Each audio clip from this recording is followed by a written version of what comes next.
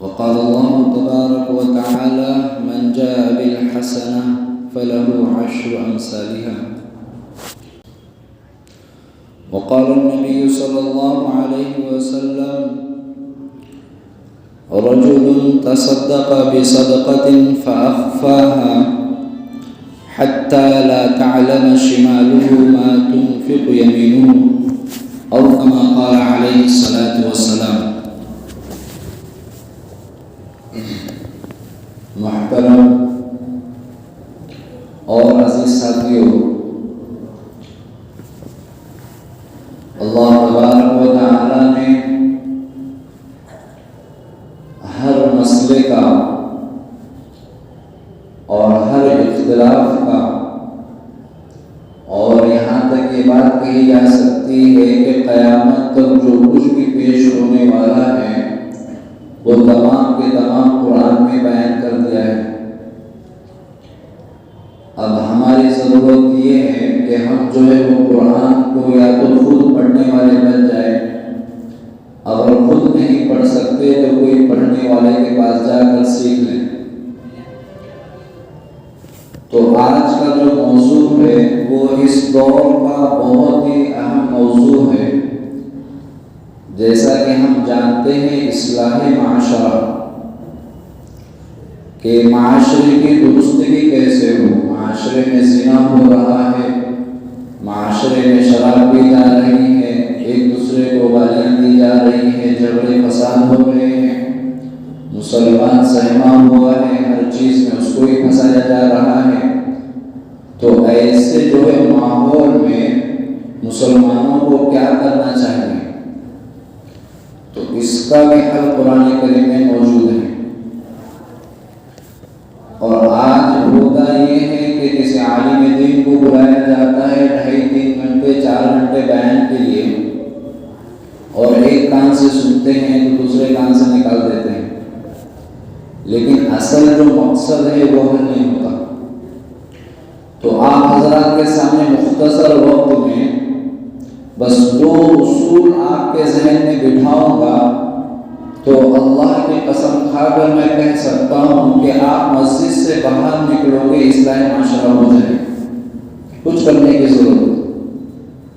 بس 2 ہی اصول، جو ایک قرآن میں ہے اور ایک حدیث میں ہے۔ تو 2 اصول کو اگر ہم لے کر مسجد کے باہر جائے تو اللہ کی قسم معاشرے کی اصلاح ہو جائے گی، کوئی فکر کرنے کی ضرورت ہے۔ لیکن یہ ہوتا نہیں، بس باقی سب ہوتا ہے لیکن یہ نہیں ہوتا جو کرنا ہے۔ تو بہت ہی کم وقت ہے، آپ حضرات کے سامنے 2 اصول بیان کر دو۔ سب سے پہلا اصول قرآن کریم میں بتایا گیا، یا ایھا الذین آمنوا علیکم انفسکم۔ پہلا اصول، اگر یہ اصول پر ہی عمل کر لیں تو دوسرے اصول کی بھی ضرورت ہے، وہ تو وقت کا تقاضا ہے۔ تو اللہ تبارک و تعالیٰ نے اصلاح معاشرے کے لیے سب سے پہلے جو اصول بیان کیا، فرمایا کہ یا ایھا الذین آمنوا علیکم انفسکم، اے مسلمانوں، اگر تم اپنی بستی میں اصلاح معاشرہ چاہتے ہو، اگر تم اپنی بستی میں یہ چاہتے ہو کہ غیر اور مسلمان آپس میں محبت کے ساتھ رہے، اگر مسلمانوں تم یہ چاہتے ہو کہ تمہارے بستی گلیوں میں دنگے فساد نہ ہو، اگر تم یہ چاہتے ہو کہ بھائی چارہ دونوں میں قائم ہو، تو اللہ تبارک و تعالیٰ نے ایک اصول بیان فرمایا، یا ایھا الذین آمنوا علیکم انفسکم، اے ایمان والو تم سب سے پہلے سدھر جاؤ، یعنی تم سب سے پہلے اپنے نفس کو سدھارو۔ تو یہ ذرا مشکل ہے، یعنی 2-2.5 گھنٹے تو بیان ہونے کے بعد جو بلاتا ہے وہ یہ سمجھتا ہے کہ اصلاح معاشرے کے لیے میں نے بلایا ہے حضرت کو، میری سے اصلاح ہو چکی ہے، دوسروں کے لیے بلایا ہے، تو یہ کبھی جو ہے اصلاح معاشرہ میں ہو سکتا۔ تو سب سے پہلا اصول اللہ تبارک و تعالیٰ نے بتایا کہ اے ایمان والو، تم اگر اصلاح معاشرہ چاہتے ہو تو سب سے پہلے اپنے نفس کو سدھارو۔ جو اپنے نفس کو سدھارے گا وہ میں یہاں تک کہہ سکتا ہوں کہ اللہ کا ولی بن جائے گا، کیونکہ شیطان کا سب سے بڑا اثر اس پر ہوتا ہے. اگر یہ فیل ہو گیا تو انسان فیل ہو سکتا ہے. شیطان کی محنت ہمارے کسی عزم پر نہیں رہتی. شیطان کی سب سے زیادہ محنت ہوتی ہے ہمارے دل پر، کیونکہ یہاں سب کچھ بھرا ہوا ہے. تو پہلا اصول آپ کے ذہن میں بیٹھ گیا کہ یا ایھا الذین آمنوا علیکم انفسکم، اے ایمان والو اپنے نفس کو لازم پکڑو. یہ ہے پہلا اصول. دوسرا اصول جو حدیث آپ کے سامنے پڑھی گئی، اگر ہم ایک اصول پر تو عمل کر لیں، اپنی اصلاح کر لیں، تو اب اس کے بعد دوسرا نمبر آتا ہے کہ لوگوں کے ساتھ کیا معاملہ کرنا ہے. جبھی تو اتفاق ہوگا. اگر ہم سب سے اپنی ہی فکر کر لیں تو اس سے تو اصلاح معاشرہ قائم نہیں ہو سکتا. تو دوسروں کی بھی فکر کرنا پڑے گا.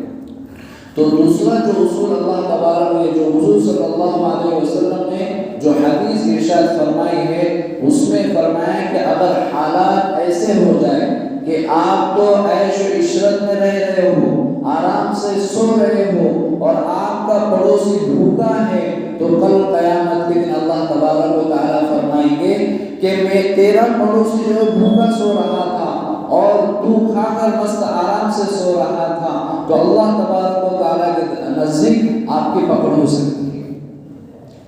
جبکہ ایک حدیث میں آتا ہے کہ اللہ تبارک و تعالیٰ ارشاد فرماتے ہیں کہ میں پیاسا تھا. تو بندہ کہے گا اللہ تو کیسے پیاسے ہو سکتے ہیں؟ آپ تو خالق کائنات ہیں، سب کو پیدا کرنے والے. هو الذی یطعمنی ویسقین، آپ تو کھلانے پلانے والے ہیں، آپ کیسے پیاسے رہ سکتے ہیں؟ تو اللہ تبارک و تعالیٰ نے فرمایا فلاں تیرا پڑوسی بیمار تھا، فلاں تیرا پڑوسی غریب تھا، اسے پیاس کی شدت تھی، تو پانی پی کر سو گیا، اسے نہیں پلایا، اس لیے آج بھی جو ہے میں تیرے ساتھ شفقت کا معاملہ نہیں کر سکتا. یہ حدیث میں ارشاد فرمایا. تو ایک اصول تو آپ کے سامنے آ گیا کہ اللہ تبارک و تعالیٰ نے ارشاد فرمایا کہ اگر اصلاح معاشرہ چاہتے ہو تو سب سے پہلے اپنے کو سدھارو. آپ سدھر جائیں گے، دوسرے لوگ خود بخود آپ کو دیکھ کر سدھر جائیں گے. لیکن جب ہم لوگ روڈ پر چلتے ہیں تو بد نظری ہوتی ہے، کہیں دوست مل جاتے ہیں تو ایرا دورا کی جو باتیں شروع ہو جاتی ہیں، گالی گلوچ ہو جاتی ہیں مستی اور دوستانہ میں. تو سب سے پہلا اصول کیا ہے؟ اپنے آپ کو سدھارو.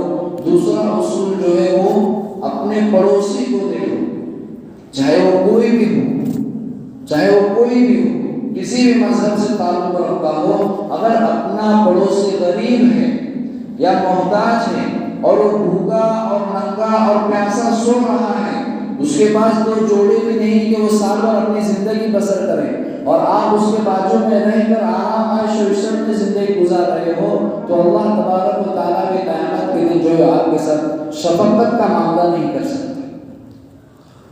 تو دوسرا اصول بھی ہم کو لے کر چلنا ہے، قرآن کو بھی ساتھ میں لینا ہے اور حدیث کو بھی ساتھ میں لینا ہے. پہلے اپنے آپ کو سدھارنا ہے. جب ہم اپنے آپ کو سدھاریں گے تو ہمارا جو گھر کا ایریا ہے وہ سدھر جائے گا، اور جب ہم اپنے آپ کو سدھاریں گے اور وہاں سے جب باہر نکلیں گے تو اپنے بستی سے جو ہے وہ اس کو شروع کریں گے، تو یقیناً آپ خود اس بات کی گواہی دیں گے کہ یہ تو اصول جو بیان کیے گئے ہیں، اللہ کی قسم اس سے اصلاح معاشرہ ہو سکتا ہے.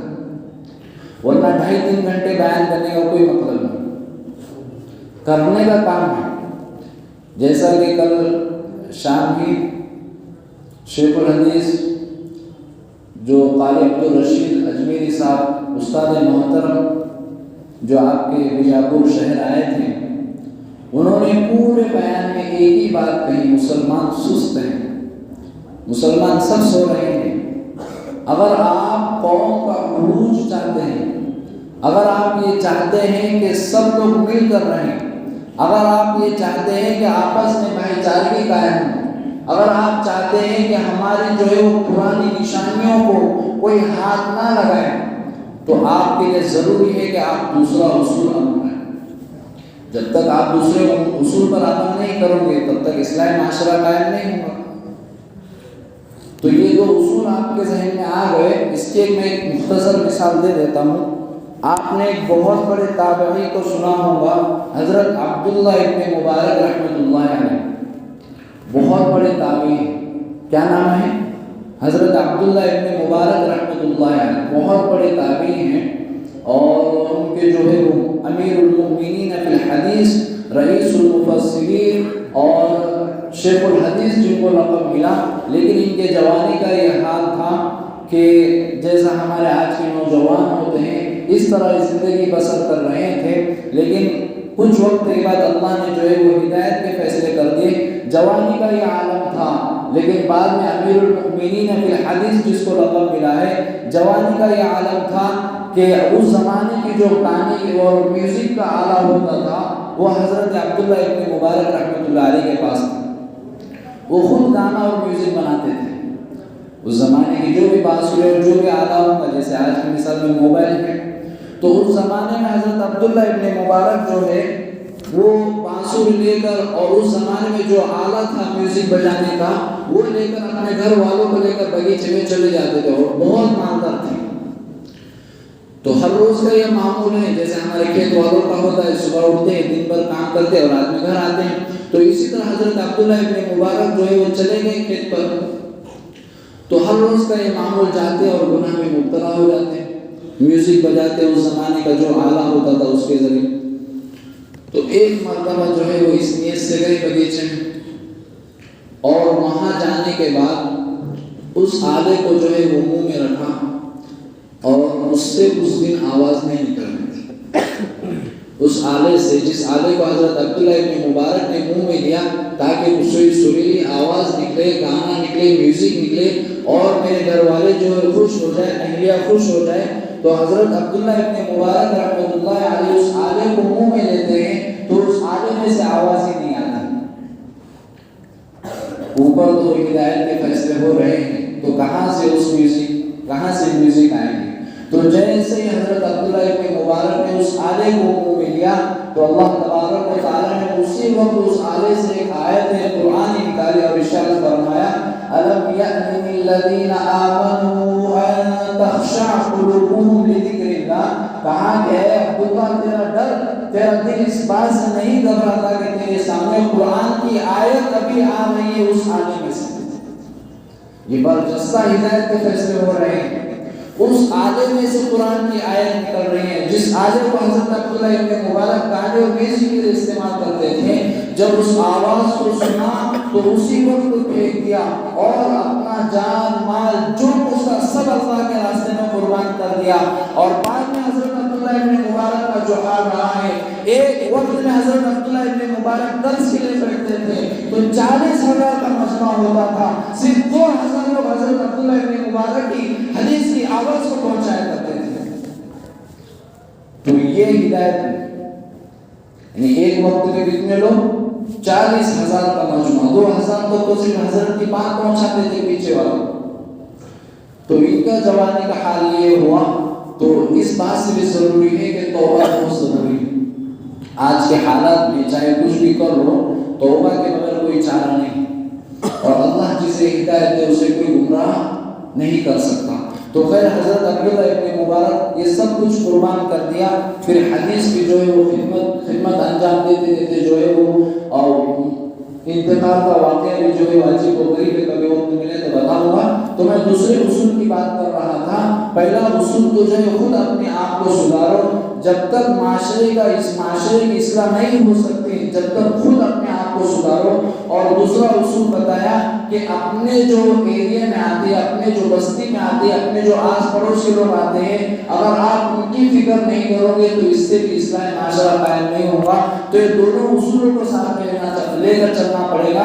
تو ایک مرتبہ ایک فقیر جو ہے وہ محتاج حضرت عبداللہ ابن مبارک رحمۃ اللہ علیہ کے پاس آیا اور کہا کہ مجھے قرض ہے، میرے اوپر قرض ہے، کچھ قرض دے دیا جائے، کیونکہ بڑے مالدار تھے، کہیں باغیچے کہیں زمین و جائیداد تھی۔ کہا کہ 7 درہم اس زمانے کی بہت بڑی رقم ہوتی ہے، تو 7 درہم دے دیجیے تاکہ میں اپنے قرض دار کو اس کو ادا کر دوں اور میرے سر پر جو قرض کا بوجھ ہے وہ ہلکا ہو جائے۔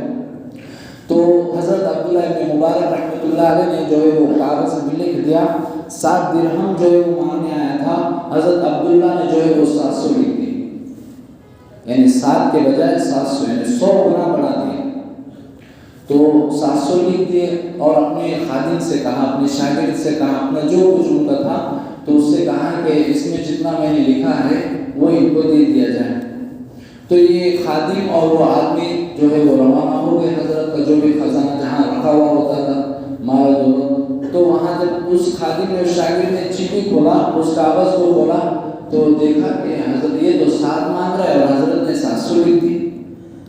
شاید حضرت سے کچھ گڑبڑی ہو گئی ہوگی، شاید حضرت سے کچھ غلطی ہو گئی ہوگی، مانگنے آیا ہے 7 اور حضرت لکھ رہے ہیں 700۔ تو دوبارہ جو ہے وہ حضرت کے پاس تشریف لائے اور فرمایا کہ حضرت مانگ رہا ہے 7 اور آپ 700 لکھ رہے ہیں، کوئی معاملہ سمجھ میں نہیں آیا۔ کہا اللہ کے بندے ادھر، اپنے قریب بلایا اور کہا کہ تو نے میرا کام بگاڑ دیا۔ اس کو سامنے تو نہیں کہا، اپنے شاگرد اپنے خادم سے کہا اللہ کے بندے تو نے میرا معاملہ بگاڑ دیا۔ تو پھر اس چیٹی کو لیا، پھاڑا اور کچرے کے کونا میں ڈال دیا اور پھر دوسرا کاغذ لیا، 7 مانگ رہا تھا، 700 لکھا، اب جو ہے 7000 لکھ دیے۔ مانگ رہا ہے 7، پہلے جب آیا تو 700 لکھ دیے، اب لکھ رہے ہیں 7000، یعنی 7 مانگ رہے تو 100 گنا بڑھا دیا اور 100 گنا جب جو رد ہوا تو 1000 گنا بڑھا دیا۔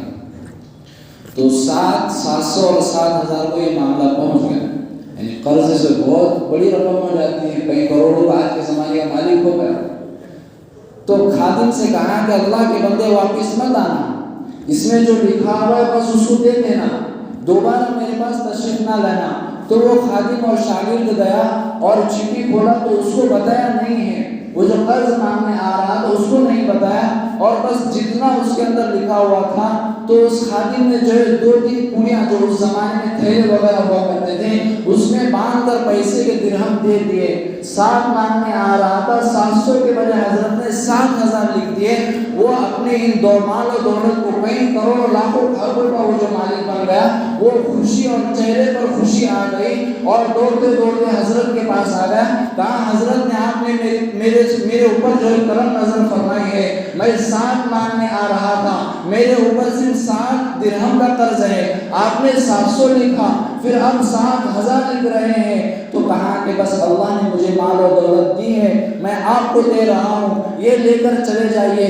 بعد میں خادم سے کہا کہ وہ خادم ادھر آؤ، جب تو نے اس کو 7000 درہم دیے ہیں تو اس کا کیا عمل تھا، اس نے کیا کچھ حرکت کی ہے وہاں پر؟ تو اس نے کہا کہ جب میں نے اس کو ہاتھ میں پیسے کی تھیلیاں دی بس چہرے پر مسکراہٹ تھی۔ تو جیسے ہی سنا کہا کہ اللہ اکبر، میں نے جو قرض دیا ہے وہ قبول ہو گیا۔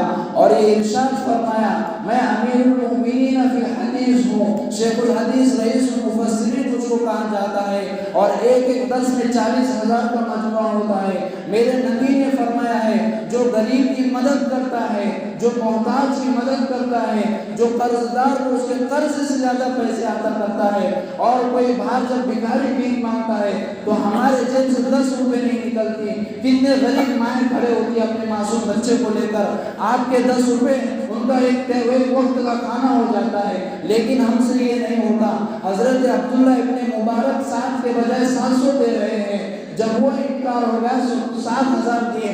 اس وقت اپنے خادم سے پوچھا کہ معاملہ صرف مسکراہٹ کا تھا؟ نہیں معاملہ مسکراہٹ کا نہیں ہے، میرے نبی نے فرمایا ہے جو قرض دار کو، جو غریب کی مدد کرتا ہے، اللہ کی قسم جہنم کی فہرست میں اس کا نام ہوگا تو اللہ اسی وقت فرشتے سے کہے گا جہنم سے نکال کر جنت میں نام لکھ دو۔ تو یہ ہے، اس سے اصلاح معاشرہ۔ آپ صرف 2-3 گھنٹوں کا بیان سن کر چلے جاؤ اور یہ نیت کر لیں کہ آج سے معاشرے کا اصلاح ہوگی تو اس سے کمی نہیں ہوگی۔ بس آخری 2 باتیں عرض کرنا چاہتا ہوں کہ ایک اسلامی معاشرے کا اصول، پہلے اپنے آپ کو سدھارو، اس اصول پر جب آپ پابند بنو گے اپنے گھر والوں کو پابند بناؤ، اور دوسرا اصول اپنی بستی کو ساتھ میں لے کر چلو۔ یہ 2 اصول جب قائم ہوں گے تو معاشرے کی اصلاح ہوں گی۔ اور ہمارا حال تو یہ ہے جیسا کہ شاعر نے کہا کہ اے موج حوادث ان کو بھی 2-4 تھپیڑے ہلکے سے، کچھ لوگ ابھی تک ساحل پر طوفان کا نظارہ کرتے ہیں، جب طوفان آئے گا اس وقت کوئی فائدہ نہیں ہوگا۔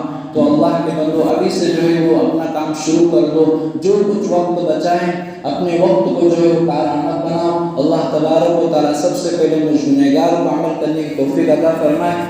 آمین۔ وآخر دعوانا الحمد للہ۔